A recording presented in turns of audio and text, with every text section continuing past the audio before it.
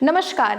VNM foundation का project तुम अकेली नहीं हो को लेकर आज हम आए हैं आंगनवाड़ी वडू 5 में वडू गांव में, जहां हम महिलाओं से बात करेंगे हार्मोनल इम्बैलेंस, जिसमें हम प्रकाश डालेंगे पीसीओएस और थायराइड डिसऑर्डर्स पर।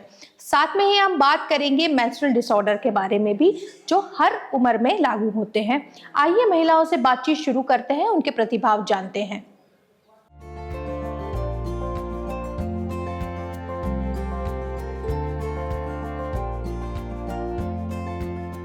અમારા પ્રોજેક્ટનો તુમ અકેલી નહીં હો તમારા સુધી લાવવાનું એક મુખ્ય કારણ એ છે કે સ્ત્રીઓમાં જાગૃતિની જરૂર છે, એટલે આપણને માહિતી ઓછી છે અને આપણે પ્રજનન તંત્ર વિશે તો બહુ જ ઓછી વાત કરીએ છીએ, હે ને?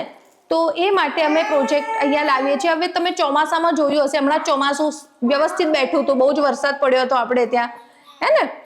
તો જ્યારે જ્યારે ચોમાસું બેસે છે ત્યાં ત્યાં આરોગ્ય કેન્દ્રમાં મોટા મોટા પોસ્ટર લાગે છે, અને ડેન્ગ્યુના લક્ષણો, મલેરિયાના લક્ષણો, ટાઇફોઇડના લક્ષણો લાગે છે ને? કેમ લાગે છે? એવા જોયા છે ખરા કોઈ કે? એને આરોગ્ય અહીંયા આંગણવાડીમાં પણ આવતા હશે, પછી આપણા ઘરે ઘરે પેલા ટીપા પાણીના ટીકડીઓ નાખવા માટે આવે છે ગવર્મેન્ટના, હે ને? તો એ કેમ આવે છે? એ જાણકારી બધી કેમ આપે છે આપણને? જેથી આપણને લક્ષણો ખબર પડે કે ભાઈ બહુ વધારે તાવ આવી રહ્યો છે, શરદી ખાંસી છે, ઠંડવાય છે, તો કદાચ તમને ડેન્ગ્યુ, મલેરિયા, ટાઇફોઇડ હોઈ શકે છે, હે ને? જેથી તમને લક્ષણો ખબર પડે એની માટે માહિતી તમને આપે છે। તો આપણા પ્રોજેક્ટનું કામ પણ એ જ છે કે સ્ત્રીઓના પ્રજનન તંત્રને લગતા કેવા રોગો છે, કેવી સમસ્યાઓ છે, એના લક્ષણો આપણને ખબર હોવી જોઈએ, તો જેથી કોઈ મોટી બીમારી આપણને લાગુ ના પડે ને એ લક્ષણો આપણને જો ધ્યાનમાં આવે તો આપણે વેળાસર પગલાં લઈ શકીએ અને ડૉક્ટર પાસે જઈ શકીએ। અમારું મુખ્ય પ્રોજેક્ટ જે અમે શરૂ કર્યો હતો એ વડોદરામાં શરૂ કર્યો હતો, અને આવી જ રીતે આંગણવાડીમાં જઈને અમે મહિલાઓને જાગૃતિ આપીએ છીએ। તો એ જે અમે ત્યાં કાર્યો કરીએ છીએ એ તમારી અહીંયા નજીકમાં એક અમી લાઈફ સાયન્સીસ નામની કંપની છે, સાંભળ્યું છે તમે? તો એમને આપણું આ કાર્ય જોયું હતું કે ત્યાં સ્ત્રીઓ માટે કંઈક સારું કામ થઈ રહ્યું છે, તો એ કંપનીને લાગ્યું કે અમારા કંપનીની આજુબાજુના ગામોમાં જે સ્ત્રીઓ છે એમના સુધી પણ આ વાતો પહોંચવી જોઈએ, ત્યાં પણ જરૂર છે, એટલા માટે તેઓએ અમને અહીંયા બોલાવ્યા છે, જેથી અમે તમને આ જાણકારી આપી શકીએ। તમારામાંથી મને ખાલી કહેશો કે આપણે ટાઈમમાં ક્યારે બેસે, પીરિયડ્સમાં ક્યારે બેસીએ છીએ? કોઈને યાદ છે ખરું? તમે ક્યારે પહેલી વખત માસિકમાં બેઠા હતા? યાદ છે કોઈને? ક્યારે? 14 વર્ષ 14 વર્ષ 14-15 વર્ષે બેઠા હતા। ઠીક છે, ચલો। તો હવેનું ખ્યાલ છે કે હવે છોકરીઓને માનસિક ક્યારે આવે છે? હવે તો 12 વર્ષથી થઈ તરત રહી જાય છે। 12 વર્ષ 12 વર્ષની થઈ એટલે ઠીક છે। તો હવેની છોકરીઓમાં 12 વર્ષમાં થાય છે, કોઈક 8 વર્ષે પણ થઈ જાય છે। તો જે સમયગાળો હોય છે 8 વર્ષથી 16 વર્ષના યર્સમાં થતું હોય છે। આપણે પ્રિન્ટરમાંથી નથી ને આવ્યા, એટલે કોઈને 8 વર્ષે આવે, કોઈને 16 વર્ષે આવે। અને સ્ટડીઝ એટલે ડોક્ટર્સનું એવું કહેવું છે, અભ્યાસ એમનો એ કહે છે કે જેમ જેમ વર્ષો આગળ વધી રહ્યા છે ને, તો દર 10 વર્ષે એ જે સમયગાળો છે માસિક આવવાનો એ નજીક આવતો જાય છે। જેમ તમે કહ્યું કે તમે 14-15 વર્ષે હતા ત્યારે તમને માસિક આવ્યું હતું, તે તમારી દીકરીઓ હશે એમને 12 વર્ષે આવ્યું, તો હવેની જે નવી પેઢી છે એમને 8-9 વર્ષથી શરૂ થઈ રહ્યું છે। કારણ કે આપણું જીવનશૈલી બદલાઈ રહી છે, હે ને? પહેલા આપણે રમત ગમતમાં બહુ જ વધારે એક્ટિવ હતા, આપણી ઘરે જે ભેંસો બાંધેલી હતી, ગાયો બાંધેલી હતી, એનું દૂધ આપણે પીતા હતા, અને હવે પણ એવું છે, પણ હવે જે ઇન્જેક્શન્સ આપણે ગાયને ને ભેંસોને આપી રહ્યા છે જેથી એમનું શરીર સ્વસ્થ રહે, એ હોર્મોનલ ઇન્જેક્શન હોય છે, એટલે કે એમાં આંતરસ્ત્રાવો આપણે શરીર માટે જે જરૂરી છે પુખ્ત થવા માટે કે કિશોર અવસ્થામાં જે હોર્મોન્સ આપણને બનતા હોય છે, માસિક આવવા માટે જે કેમિકલ્સ આપણા શરીરમાં છૂટતા હોય છે, એ માટેના ઇન્જેક્શન આપણે ગાયો ભેંસોને આપીએ છીએ। હવે એનું દૂધ આપણે પીએ, આપણા બાળકો પીએ, તો એ કશેક ને કશેક આપણા શરીરમાં બી જવાના, એને કારણે આપણે કિશોર અવસ્થા થોડીક વહેલી શરૂ થાય છે, અને એના કારણે માસિક પણ વહેલું આવે છે, હે ને? તો એ જ વસ્તુ આપણે એ પહેલા વિડીયોમાં જોઈ કે માસિક ક્યારથી શરૂ થાય છે, તો ભાઈ 8 થી લઈને 16 વર્ષ સુધીમાં ગમે ત્યારે થઈ શકે છે। બાળક પણ એવું છે કે 8 વર્ષથી બે બરાબર હા. 12 વર્ષે બે 12 વર્ષે બેઠા પછી કોઈ 3 વર્ષે 3 મહિના ખેંચી નાખે હા 3 મહિના ખેંચી નાખે એટલે હા. કે છોકરી ભણતી હોય હા. છતાં પ્રોબ્લેમ કેટલા ભેગા થાય છે છોકરાઓને એટલે વિચારો તો મા બાપ પડે હા. સ્કૂલે જાય છે શું થયું હશે સાચી વાત હા. છે, સાચી વાત. ડોક્ટર પાસે લઈ જાય હા એટલે ડૉક્ટર પાસે લઈ જવાનું. વહેલું થઈ ગયું કે 16 વર્ષ પછી પણ એ નથી થઈ તો આપણે ડૉક્ટરને બતાવવા જવું પડે કે કેમ આવું થયું છે. અને એક બહુ જ મહત્વનો મુદ્દો, જેમ બેને કહ્યું કે પહેલી વખત એને માસિક આવ્યું અને તે વખત 3 મહિના ઉપર ચડી ગયા અને હજી માસિક નથી, મમ્મીને ડરી જાય કે બાળક સ્કૂલમાં જાય છે મારું, હે ને, કશું અજુગતું તો નથી થયું, અને એ ચિંતા સ્વાભાવિક છે. પણ એ પણ સ્વાભાવિક છે કે આપણા શરીરને માસિકની આદત નથી, હે ને. પહેલી વખત મને માસિક આવી રહ્યું છે, મારા શરીરમાં કેમિકલ્સ હજી હમણાં છૂટી રહ્યા છે, મારા શરીરને આદત જ નથી. તો 1 વર્ષ 1.5 વર્ષ સુધી માસિક બાળકીનું અનિયમિત રહેવું સામાન્ય છે. ડોક્ટરને બતાવવું હોય તો તમે ચોક્કસપણે જઈ શકો છો, પણ આવી જશે એની મેતે, હે ને. એવી ચિંતા નહીં કરવી કે શું થયું હશે. ખાટી વસ્તુ ના ખાજે અત્યારે તો છોકરો માનતી જ નહીં. ગરમ પડે. તો તમે જે ખાતા હતા અને અત્યારે જે બાળકો ખાય છે એમાં શું તફાવત છે? તમે જે ખાતા હતા એ બરાબર છે કે અત્યારે પડીકા બરાબર છે? બરાબર છે. પડીકા કેમ બરાબર નથી? અંદર કેમિકલ્સ આવે તોય તમે લોકો ખવડાવો છો. પણ તમને ખબર છે તો એ ભૂંગળા કેટલા દિવસ પહેલા બન્યા હશે, શેમાં બન્યા હશે, અને એ દિવસે જ્યારે બન્યા હશે ને અત્યારે એવા ને એવા રહ્યા છે, કેમ એવું રહ્યું છે? પેકેટમાં રહ્યા છે. આપણે ઘરે પૌવા બનાવીએ તો એ કેટલા દિવસ ચાલે? અઠવાડિયું જેવું, 2-3 દિવસ ચાલે, પછી હવાઈ જાય ને ખોરાઈ. હા, તે દિવસે ખલાસ થઈ જાય તો બેસ્ટ છે, પણ જો છે પણ ટકે છે ના, એ 2-3 દિવસમાં ખરા થઈ જાય ને.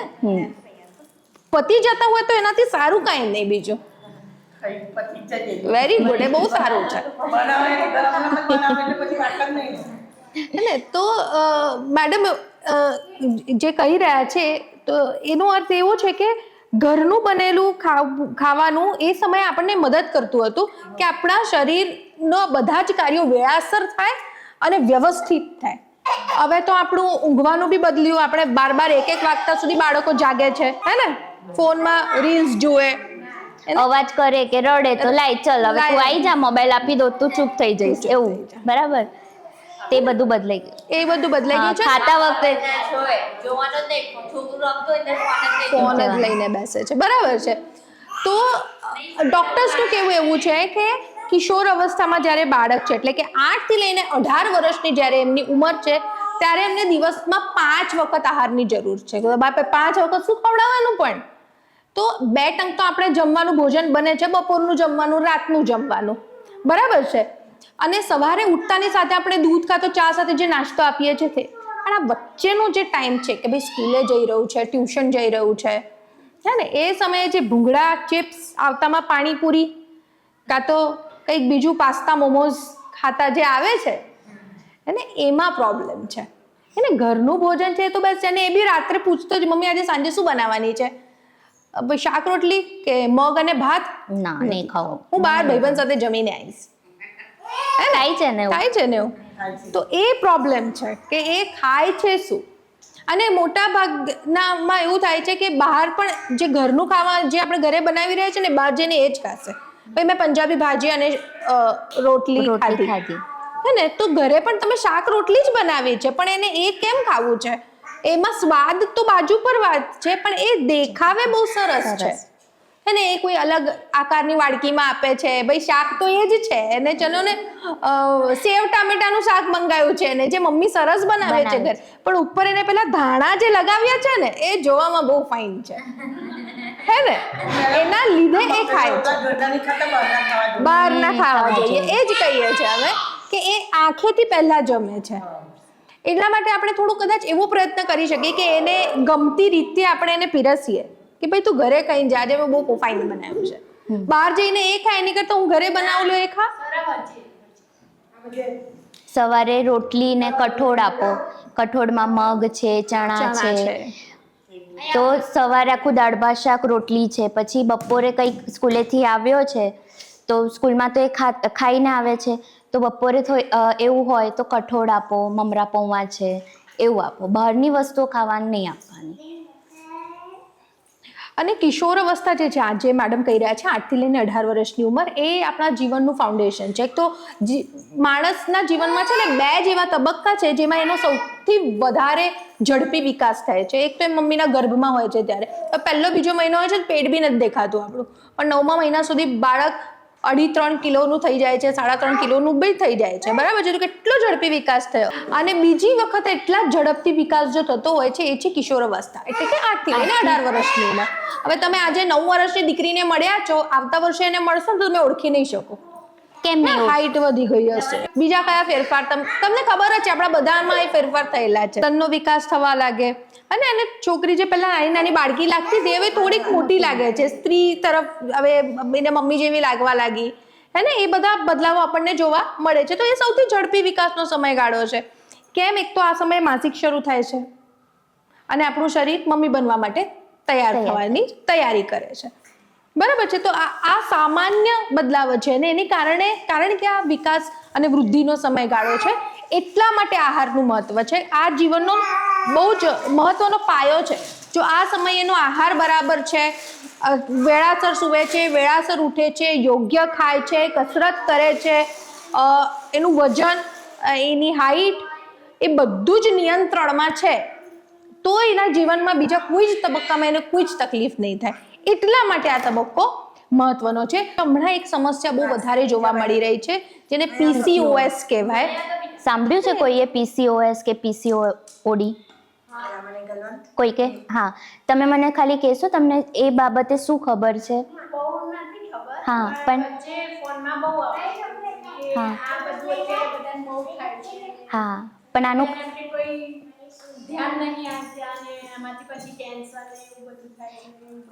હા, તો એમાં શું થાય તમને એ ખબર છે કે ખાલી તમે વિડીયો ફોનમાં જ જોયું છે? ઓકે. તો તમે પહેલા સત્રમાં કોઈ જ નહોતું, પણ આપણે એક નાનકડી વાર્તા કદાચ કરી હતી, ઈંડાભાઈની વાર્તા. તો આપણે માસિક કેમ આવે છે એ ખબર છે? કેમ આવે છે જાણીને કઈ રીતે આવે છે, એની પ્રોસેસ શું છે એ આપણને ખબર છે, તો PCOS શું છે આપણે સમજી શકીશું, હે ને. ચલો આપણે જોઈએ. તો આ ચિત્ર બધાએ જોયું છે? થોડુંક ઊંચું રાખીએ આપણે. આ ચિત્ર બધાએ જોયું છે ને? આ શું છે? ગર્ભાશય. આ બધી જગ્યાએ જોયું છે આપણે, આરોગ્ય કેન્દ્રમાં જોયું છે, અહીંયા મેડમ આપને દક્ષાબેન તમને સમજાવતા હશે, હે ને. તો ગર્ભાશય આમાંથી કયું? આમાંથી ગર્ભાશય કયું છે? આખું થઈને ગર્ભાશય છે, પણ એ અલગ અલગ અવયવો ભેગા થઈને એ ગર્ભાશય કરે છે. તમે જોઈ શકો છો કે આ 2 અંડાશય છે, હે ને. અને એને આપણા ગર્ભાશય સાથે જોડતી નળીઓ છે 2, જેને ફિલોપિયન ટ્યુબ કહેવાય. અને તમે ઘણી વખત મહિલાને વાત કરતા સાંભળ્યું, એનો ગર્ભ છે ને નળીમાં રહી ગયો હતો, ટ્યુબમાં ગર્ભ રહી ગયો હતો. તો એ કઈ ટ્યુબ? તો કે આ ટ્યુબ, હે ને, એને ફિલોપિયન ટ્યુબ કહેવાય. અને ગર્ભાશયનું મોઢું, સર્વિક્સ કે યોની માર્ગ, જ્યાંથી આપણને માસિક અને બાળક આવે છે. તો આ બધા અવયવો થઈને એક ગર્ભાશય બનાવે છે, બરાબર છે. તો જ્યારે આપણને માસિક આવે છે ત્યારે શરીરમાં બને છે શું, એક્ઝેક્ટલી શું થાય છે જેનાથી આપણને માસિક આવે છે?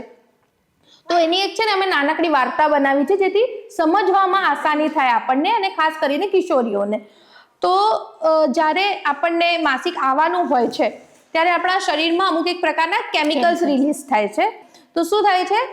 આ 2 ઈંડાશય જે ત્યાં આપણે જન્મ્યા છે ને ત્યાંથી બધા બહુ જ ઈંડા બેઠેલા છે, ભગવાને મૂકેલા જ છે આપણા બધાને, ને. તો 2 માંથી કોઈ એક જગ્યાએ બધા ઈંડાભાઈની મીટિંગ ભરાય છે. આપણી મીટિંગ છે આજે, એવી જ મીટિંગ ત્યાં ભરાય છે.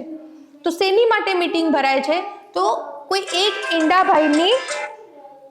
ઈંડાભાઈની આપણે નિમણૂક કરવાની છે બાળક બનવા માટે, ને. તો બધા ઈંડાભાઈ ભેગા થઈને એક ઈંડાભાઈની નિમણૂક કરે છે, અને એ જે ઈંડાભાઈ જે બાળક બનવા માટે તૈયાર થયા છે એ ફિલોપિયન ટ્યુબ દ્વારા સરકતા ગર્ભાશયમાં આવે છે.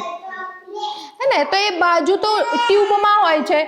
જો એ સમયે સંબંધ રાખીએ છીએ આપણે આપણા હસબન્ડ સાથે તો બાળક રહેવાના ચાન્સ છે, પણ જ્યાં સુધી આપણા લગ્ન નથી થયા ત્યાં સુધી આપણે બાળક નથી કરતા, બરાબર છે.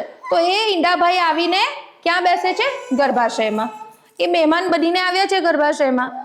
આપણા ઘરે મહેમાન આવે છે, હમણાં દિવાળીમાં આવ્યા છે બધાના ઘરે મહેમાન, હે ને, તો આપણે શું કરીએ છીએ? કેવી તૈયારીઓ કરીએ છીએ ઘરમાં? શું બનાવીએ? જમવાનું, નાસ્તો. પછી આપણે ઘર થોડું વ્યવસ્થિત કરીએ, અને સોફા છે, સેટી છે, એના પરની ચાદરો બદલીએ, એને ચોખ્ખી નવી લગાવીએ. આપણે ચોખ્ખા છે પણ એ દિવસો થોડા આપણે વ્યવસ્થિત કરી નાખીએ ઘર, હે ને. તો આપણું ગર્ભાશય પણ એ જ કરે છે, પણ એની પાસે ચાદર તો નથી, ચા પાણી નાસ્તો નથી, જમવાનું નથી. એની પાસે શું છે? એની પાસે લોહી છે, માંસપેશીઓ છે, તરલ પદાર્થો છે એટલે પાણી છે, હે ને. તો એ આખા ગર્ભાશયમાં આખા શરીરમાં જેટલું પણ સૌથી સરસ શુદ્ધ લોહી છે એ લઈ આવે. એમાંથી એક સરસ મજાનો આ માંસપેશીઓનું અસ્તર બનાવે કે ભાઈ ઈંડાભાઈ એના પર બેસશે, આરામ કરશે અને બાળક બનશે. પણ જેમ મેં કહ્યું કે જ્યાં સુધી આપણે લગ્ન નથી કરતા ત્યાં સુધી આપણે બાળક કરતા નથી. તો પછી ઈંડાભાઈનું શું કામ છે? એટલે શું થાય છે? એ ઈંડાભાઈ ચા પાણી નાસ્તા સાથે દર મહિને બહાર, એ આપણું માસિક, હે ને. તો દર મહિને આ પ્રોસેસ આપણા શરીરમાં થાય છે. પણ જ્યારે કોઈ દીકરીને PCOS પોલિસિસ્ટિક ઓવેરિયન સિન્ડ્રોમ નામની બીમારી હોય છે ત્યારે શું થાય છે?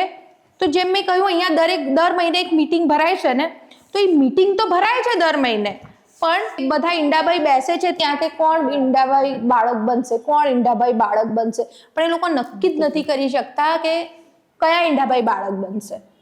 એના કારણે કોઈ ઈંડાભાઈ બહાર નથી આવી શકતા અને બધા ઈંડાભાઈ ત્યાં વિચાર કરતા બેસી જ રહે છે. તો આપણે પણ કશે જઈએ, કંઈ કામકાજ કર્યા વગર માત્ર આમ બેસી જ રહીએ તો આપણે કેવા થઈ જઈએ? જાડાપાડા એકદમ થઈ જઈએ ને. તો બધા ઈંડાભાઈ પણ ત્યાં જાડાપાડા થઈ જાય છે. એટલે કારણે આપણું જે આટલું નાનકડું જે અંડાશય છે ને એની સાઈઝ મોટી થઈ જાય. એક બદામ જેવડું હોય છે પણ એની સાઈઝ મોટી થઈ જાય છે, હે ને. અને ત્યાં નાની પાણી ભરેલી ગાંઠો થઈ જાય છે. બધા ઈંડાભાઈ જે જાડાપાડા થઈ ગયા ને એ. પણ ઈંડાભાઈ કોઈ જ બહાર નથી આવી શકતા. એને કારણે શું થાય છે? આપણું માસિક અનિયમિત થઈ જાય છે. તો ઓછું આવવું, નહીં આવવું, મહિનાઓ ચઢીને આવવું, આ બધા PCOS ના લક્ષણો હોઈ શકે. તેના સિવાય બીજા કયા લક્ષણો છે? તો ભાઈ વજન બહુ જ વધારે હોવું. તમે કિશોરીઓ જોઈએ છે કે બહુ જ શરીર એમનું અચાનક બહુ જ વધી જાય છે. એનું ખાવા પીવાનું એવું જ છે જેવું પહેલાનું હતું, પણ તેમ છતાં એનું વજન વધી જાય છે. ખીલ વગેરે બહુ જ વધારે થાય છે. સ્કિન એકદમ તેલી ઓઇલી સ્કિન જેને આપણે કહીએ એવી દેખાય છે. અને માથાના વાળ ખરી જાય અને બીજી બધી જગ્યાએ વાળ આવે, એટલે અહીંયા ગાલ પર, મૂછોમાં, દાઢીમાં, અને એવા વધારે વાળ દેખાય. તો એ બધા લક્ષણો PCOS ના લક્ષણો છે. પણ જરૂરી નથી કે તમને PCOS છે જ એમ. એની માટે તમારે ડોક્ટર પાસે જવું પડે. અને 16 વર્ષ કે તેનાથી નાની કિશોરીઓને ડોક્ટર PCOS નું નિદાન કરતા નથી, કારણ કે આ સમયે હજુ એની સાયકલ, માસિક ચક્ર હજુ સેટલ થઈ રહ્યું છે. પછી એક બીજી બીમારી વિશે આગળ વધીએ છે. થાઇરોઇડ કોને સાંભળ્યું છે? થાઇરોઇડ સાંભળ્યું છે? ખબર છે. બીજા બધાએ સાંભળ્યું છે થાઇરોઇડ વિશે? અચ્છા, એમને થાઇરોઇડ છે જ. પણ બીજા બધાએ તો સાંભળ્યું તો છે ને થાઇરોઇડ વિશે. તો થાઇરોઇડ કેટલા પ્રકારના છે? લીલો એટલે લીલો કોઈ સમજાઈ શકે? તો થાઇરોઇડની વાત આવે ને તો આપણે એવું કહીએ છીએ કે લીલો થાઇરોઇડ અને સૂકો થાઇરોઇડ. પણ થાઇરોઇડ કોને કહેવાય? તો જે મેડમે કહ્યું કે અહીંયા આપણને બધાને, સ્ત્રી અને પુરુષ બંનેને અહીંયા એક પતંગિયા જેવું અવયવ આવેલું છે જેને થાઇરોઇડ ગ્રંથિ કહેવાય. અને આપણા માથાથી લઈને નખ સુધીના બધા જ અવયવોને કાર્યાન્વિત કરવા માટે, એમનું કામ બરાબર થાય એની માટે એ કેમિકલ્સ બનાવે છે, બરાબર છે. પણ જ્યારે આ કેમિકલ્સ બરાબર નથી બનાવી શકતું, કાં તો બિલકુલ બનાવતું જ નથી, કાં તો ઓછું બનાવે છે, કાં તો વધારે બનાવે છે, ત્યારે આપણને થાઇરોઇડની બીમારી થાય છે. તો આપણે લીલા થાઇરોઇડની વાત પહેલા કરીએ તો એનું લક્ષણ તમને બધાને ખબર છે કે વજન વધે છે. અને તે સિવાય શું થાય છે? બીજા કયા લક્ષણો છે એના? જરૂરી નથી કે બધાને એવા લક્ષણ જોવા મળે, પણ મોટા ભાગનાને જોવા મળે છે. તો સુસ્તી વધારે રહેવી, એટલે આમ સ્ફૂર્તિ જે લાગે ને, આપણે સવારે ઉઠીએ, નાહીએ, ધોઈએ તો આપણે કેવી સ્ફૂર્તિ લાગે, એવી સ્ફૂર્તિ તમને ના લાગે. થાક લાગે, વધારે થાક લાગે, વહેલા થાકી જાઓ તમે. પછી આ જે આપણા ભવર છે, આઈબ્રોઝ છે, એની બહારની જે બાજુ છે ને, એમાં આછા વાળ. તમારી ત્વચા કેવી રહે? સૂકી. હે ને, તમે કેટલું બી ખોપરેલ ઘસો, તમે ક્રીમ લગાવો, પણ તે થોડી વાર રહીને ફરી ડ્રાય થઈ જાય. હે ને. અને બીજી મહત્વની વાત, બાળક રહેવામાં મુશ્કેલી થઈ શકે છે, અને માસિક અનિયમિત. આ લીલા થાઇરોઇડના લક્ષણો છે. લીલો થાઇરોઇડ કેમ થાય છે? જ્યારે આ પતંગિયું થાઇરોઇડમાં જે હોર્મોન બનવું જોઈએ એ ઓછું બનાવે જરૂર કરતા, ત્યારે આપણને લીલો થાઇરોઇડ થાય છે. અને એની માટેની ડૉક્ટર તમને દવા લખી આપે, એટલે કારણ કે આ ગ્રંથિ જરૂરી કેમિકલ નથી બનાવતી, તો એ કેમિકલ આપણે બહારથી લેવું પડે દવાના સ્વરૂપે. હે ને. તો એ બહુ સિમ્પલ, ડૉક્ટર પાસે તમારે પણ વેળાસર જવાનું, અને ડૉક્ટરે જે પણ આપેલી દવાઓ છે વેળાસર લેવાની. ડૉક્ટર આ સમયે તમને કસરત કરવાની સલાહ વધારે આપે કે દવા તો તમે ખાઓ જ, પણ સાથે તમે કસરત કરો, જેથી તમને થોડુંક વધારે વહેલું સાજું થવામાં મદદ કરે. એવું થાય જ, કારણ કે એનો છે ને પરમનન્ટ ઈલાજ નથી. એક વખત તમને જો થાઇરોઇડની બીમારી લાગુ પડે છે, તો તમે એને નિયંત્રણમાં લાવી શકો, પણ એનાથી તમને ક્યારેય છુટકારો ન મળે. PCOS જેના પહેલા આપણે વાત કરી, એમાં પણ એવું જ છે કે તમે એને નિયંત્રણમાં લાવવા માટે જે પગલાં લેવાના છે એ લેશો તો એ નિયંત્રણમાં ચોક્કસપણે આવશે, પણ એનાથી તમને જીવનમાંથી છુટકારો ક્યારેય નથી મળવાનો. હે ને. તો એની માટે કસરત બહુ જ જરૂરી છે, અને સ્ટ્રેસ ઓછો લેવો, ચિંતા ઓછી કરવી. એ જીવનમાં પ્રોબ્લેમ્સ તો રહેવાના જ છે, દરેકને પોતપોતાના ઘરની ચિંતાઓ હોય જ છે, પણ આપણે થોડુંક એને ઓછો સંતાપ કરીએ મગજમાં. સ્ત્રીઓને બધાની જ અને સૌની ચિંતા હોય છે, પણ પોતાના માટે થોડુંક વિચારો અને પોતાની ચિંતા કરો કે આના વિશે હું બહુ વિચારીશ ને મને ત્રાસ થશે. જીવનમાં ચિંતા તો રહેવાની જ છે, પણ થોડુંક આપણે પોતાના વિશે વિચારીએ. હવે મને ખબર છે કે થોડું વિચિત્ર લાગે જ્યારે આપણે છે ને આમ ઘરમાં સરસ કસરત કરવા બેઠા હોય, આમ ચાદર વાદર પાથરીને પગ લાંબા કર્યા છે, બધા આપણા પર ઘરમાં હશે ને આપણો ઘરવાળો પહેલા હશે, હે શું કરવા બેઠી યાર, હે ને. તો કઈ વાંધો નહીં, એને જ પકડો. રાત્રે બધું કામ પરવારી ગયું આપણું, ચલો મને બહાર લઈ જાઓ ફરવા માટે, અને બહારની હવા ખાઓ. એને થોડીક શું કહેવાય, શાંતિથી આપણે હસબન્ડ સાથે છેલ્લે ક્યારે વાત કરી છે, યાદ છે કોઈને? બાકી તો હમણાં કંકાસ જ ચાલતો હોય. અરે પહેલાનું ફી ભરવાની છે, પહેલાનું શર્ટ લાવવાનું છે, તમે કાલે મોડા આવ્યા હતા, મારું ફલાણું રહી ગયું, મારું ઢીમકાણું રહી ગયું, હે ને. તો આપણે શાંતિથી વાત ક્યારે કરી છે? તો એ શું કરવું, મન ખાલી કરવું, કે શાંતિથી વાતચીત કરવી, એની આદત પાડીએ આપણે, એનાથી પણ તમને ફરક પડે. અને ચલો આપણે એક્સરસાઇઝ નથી કરવી, કસરત નથી કરવી, તો તમારું ઘરનું કામ પરવારી જાય તો 2-3 આટા ખાલી ઘરના મારી લો રાત્રે, એટલું બી ઇનફ છે કે બહારની હવા મળી ગઈ, તમને ચાલવાનું જ થઈ ગયું, અને કોઈ હસે બી નહીં મારા પર, કાં તો એમને જ લઈને જાય, ચલો ચાલવા જઈએ, હે ને. તો ખાલી ચાલવા જઈએ આપણે બાળકોને લઈને, કે થોડોક સમય વિતાવવા મળી જાય આપણને. તો થોડીક એવી આદત પાડીએ કે જેથી આપણને પોતા માટે સમય મળે, કશું કરવા માટે નહીં, ખાલી એક સરસ શાંતિથી ખુલ્લી હવા ખાવા અને શ્વાસ લેવા. એટલે બાકી આખો દિવસ આપણું મારા સાસુ જમ્યા કે નહીં, મારા હસબન્ડનું ટિફિન પહોંચ્યું કે નહીં, બચ્ચું ઘરે આવ્યું કે નહીં, એ સૂતું કે નહીં, એમાં જ વીતી જાય છે સમય. તો એ પોતાની માટે સમય કાઢવો જરૂરી છે. ચલો પાછા થાઇરોઇડ પર આવી જઈએ આપણે. બીજો કયો થાઇરોઇડ હતો આપણે જોયો? સૂકો થાઇરોઇડ. એમાં શું થાય? શરીર એમાં સુકાઈ જાય છે, બરાબર છે. અને એ કેને કારણે થાય છે? જરૂર કરતાં વધારે આપણને થાઇરોઇડ ના કેમિકલ્સ બને છે, એના કારણે. પછી તમે આરોગ્ય કેન્દ્રમાં એક ફોટો જોયો હશે, એક બેન હશે, ગોઈટર, આટલી મોટી ગાંઠ, અહીંયા સોજો, એ પણ થાઇરોઇડને કારણે થાય છે. કે જ્યારે થાઇરોઇડ બહુ જ ઓછું પ્રમાણમાં બને છે આપણા શરીરમાં, ત્યારે અહીંયા એક સોજો કાં તો ગાંઠ થઈ જાય છે, જેને આપણે ગોઈટર કહીએ છીએ. એટલે તો થાઇરોઇડના કેટલા પ્રકાર જોયા આજે આપણે?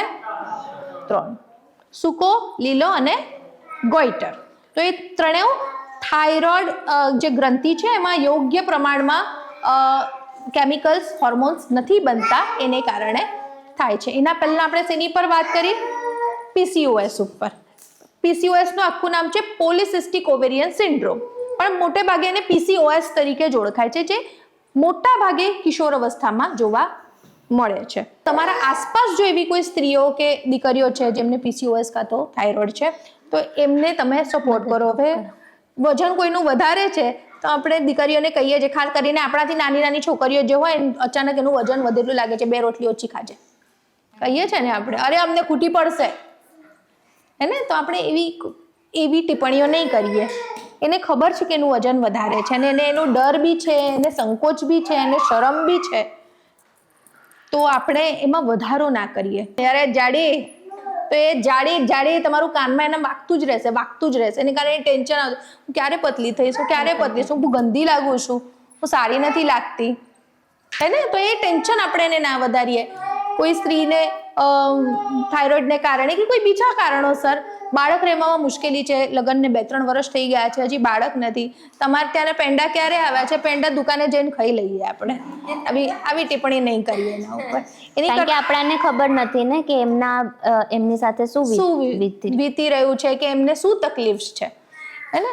પણ એવું કરી શકીએ આપણે કે આપણે કશે ગયા હોય અને કોઈ સારા ડોક્ટરની આપણને માહિતી મળે તો એ માહિતી પહોંચાડીએ કે ત્યાં સારા ડોક્ટર છે, કોઈ તમે તપાસ ચોક્કસથી કરજો. તો આપણને બધાને ખબર છે કે આપણે પ્રેગ્નન્ટ હોઈએ છીએ ત્યારે માસિક નથી આવતું, બરાબર છે? ચિંતા ત્યારે થાય છે કે ફરી ક્યારે આવશે, ડિલિવરી થઈ ગઈ, હવે ક્યારે શરૂ થશે? તો અંદાજે 6 અઠવાડિયા 5 થી 6 અઠવાડિયામાં માસિક આવી જતું હોય છે. પણ જો તમે ધાત્રી માતા છો, બાળક બહારનું દૂધ નથી લેતો ને માત્ર માતાના દૂધ પર છે, તો માસિક લંબાશે. તો ભાઈ 1.5-2 વર્ષ સુધી પણ કદાચ ન આવે એવું બને. તેમ છતાં તમને ફરી ગર્ભ રહી શકે છે, ભલે માસિક નથી આવતું. એવું કહેવાય છે કે તમે ધવડાવતો હોય તો તમને ફરી પ્રેગ્નન્સી ના રહે, પણ એ ખોટી માન્યતા છે. એ રહી શકે છે બાળક, હે ને? અને ઘણી બધી વખત તો ખબર નથી પડતી, હજુ શરીર આપણું પહેલી ડિલિવરીમાંથી જ સાજું ના થયું હોય ને તરત બીજું પ્રેગ્નન્સી રહી જાય છે. અને માસિક ફરી જ્યારે શરૂ થાય છે ડિલિવરી બાદ, એ કેવું છે એ ધ્યાન રાખવું જરૂરી છે. જેમ મેડમે કહ્યું, વધારે માસિક આવવું બંધ નહીં થવું એ સારા લક્ષણો નથી. આપણે ડૉક્ટરની સલાહ લેવી પડે કે શું થઈ રહ્યું છે શરીરમાં. એટલે જેવું સામાન્ય તમને પહેલા આવતું હતું એવું જ આવે છે તો વાંધો નથી, પણ વધારે પ્રમાણમાં આવી રહ્યું છે તો ચિંતાની વાત છે. એ શું છે પ્રોબ્લેમ એ ડોક્ટર જ નક્કી કરી શકે. સામાન્યતા આપણે જ્યાં સુધી બાળક કરી શકીએ છીએ 40, 42, 45 વર્ષ સુધી, તો માસિક નિયમિત મોટે ભાગે હોય છે. કંઈક ચિંતા જેવું લાગે છે તો ડોક્ટર પાસે જઈ શકો છો. પણ એક સમય એવું પણ આવે છે ને કે જ્યારે આપણું માસિક જવાનું છે કાયમ માટે. 52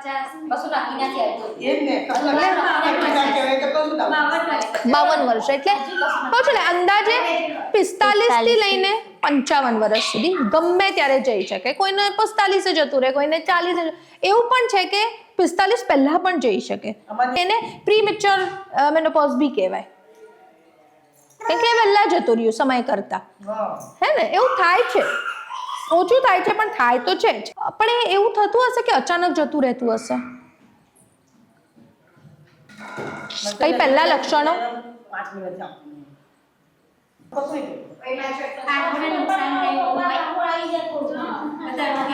બધા એવું કહે છે, પણ માસિકને અને આંખને કોઈ લેવા દેવા નથી. પણ તમે વિચાર કરો ને, 40 પછી તો ચશ્મા બધાને લાગે, 42 તો બધાને જ લાગે ને. એટલે આંખ સાથેનો કોઈ સંબંધ નથી સીધો, હે ને? બીજી કોઈ સમસ્યા હોઈ શકે આંખની ઉંમરને લગતી, કોઈને મોતી બિંદુ થઈ જાય મોટી ઉંમરમાં, તો એ બધું તો રહેવાનું, ઉંમર સાથે સંબંધ છે એનો.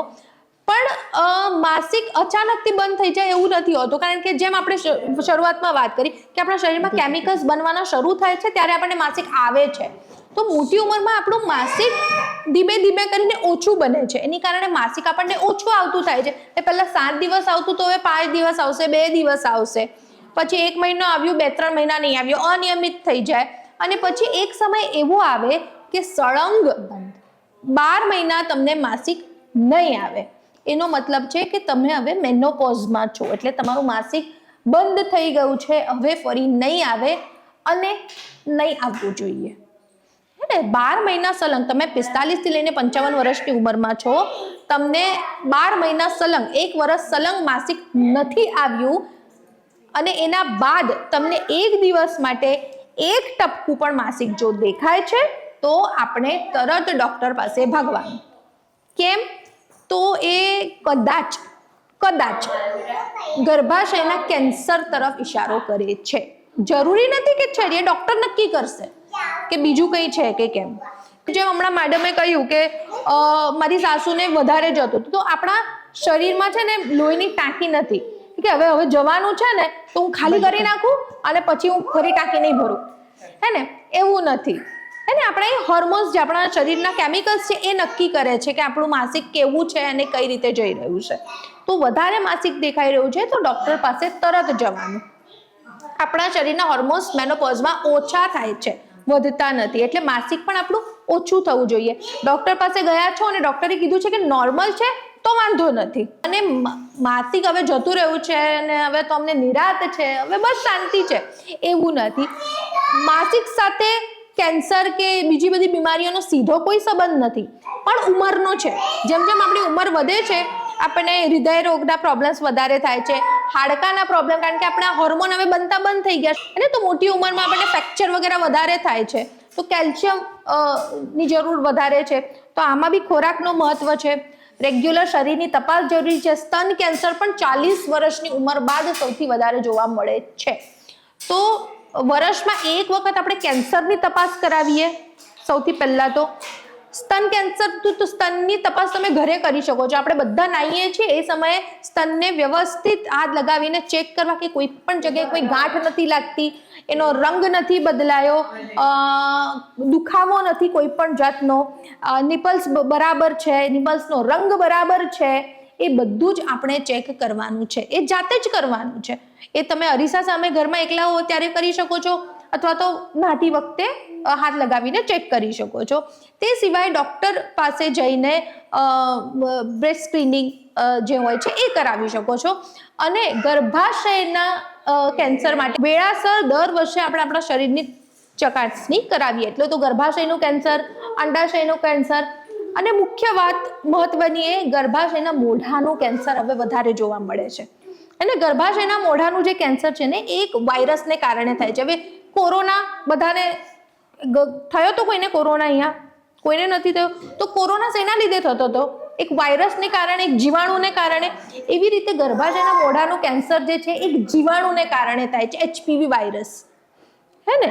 તો જેમ કોરોના માટે રસી હતી કે વાયરસ મરી જાય એનાથી, કે એ નિષ્ક્રિય થઈ જાય, હે ને? તો એવી ગર્ભાશયના મોઢાના કેન્સર જેને કારણે થાય છે HPV વાયરસ માટે હવે રસી મળે છે. આપણે બધાએ કોરોનાની રસી લીધી હતી, એવી રીતે આની પણ રસી હવે ઉપલબ્ધ છે, હે ને? તો એ 9 થી લઈને 15 વર્ષની જે દીકરી છે એને પણ લગાવી શકાય, બરાબર છે? અને જે મોટી ઉંમર છે 15 થી લઈને 45 વર્ષની જે ઉંમર છે એમને આપણે 3 ટીકા લેવાના છે 6 મહિનાના અંતર પર, હે ને? તો આટલી આજે મહત્વની વાત હતી કે મેન્સ્ટ્રુઅલ ડિસઓર્ડર એટલે કે માસિક ધર્મની કઈ કઈ સમસ્યાઓ છે, કેવા એના લક્ષણો છે, અને હોર્મોનલ ઇમ્બેલેન્સ એટલે કે આપણા આંતરસ્ત્રાવોમાં જ્યારે અસંતુલન સર્જાય છે ત્યારે કેવા લક્ષણો જોવા મળે છે, એ વિશે આજે આપણે વાત કરી. મારા કોઈ પ્રશ્નો હોય તો પૂછી શકો છો. જો શરીર ધોવાના તો બહુ અલગ અલગ કારણો હોય છે, પણ જ્યાં સુધી એમાં દુર્ગંધ નથી આવતી, બહુ જ ગંધાય છે, ખંજવાળ છે, એવું કશું જ નથી, ત્યાં સુધી ચિંતાની વાત નથી.